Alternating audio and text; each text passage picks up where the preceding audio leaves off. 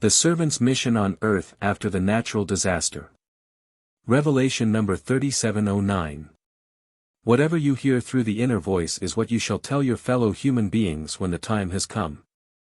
For the mission you have to fulfill is to provide people with an explanation when they no longer understand world events and find it difficult to believe in a creator of heaven and earth, in a loving Father, who directs his children's destiny on earth.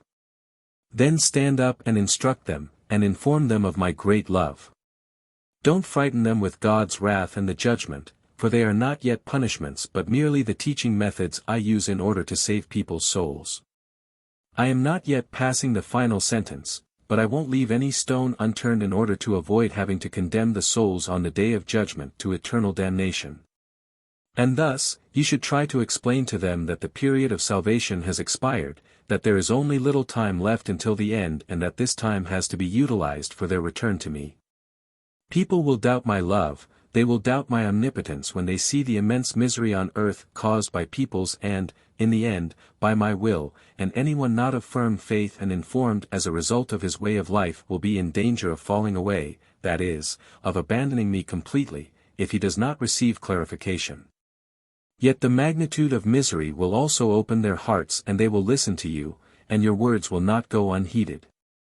And thus, this time has to be particularly utilized, and you ought to speak as soon as you feel prompted from within to do so, for then it will always be my spirit which impels you to work for me and my kingdom.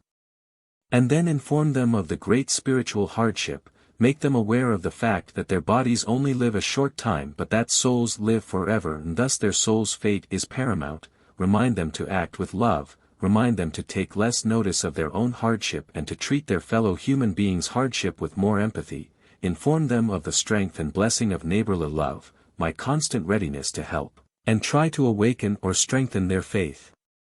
And you will not have to worry what you should say, for I will put all words into your mouth if only you want to work for me.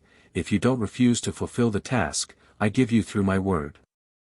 You will hear my voice within yourselves more distinctly than ever, and then don't fear any opposition, for I want you to work on my behalf and know how to shield you from those who want to prevent you from doing your work.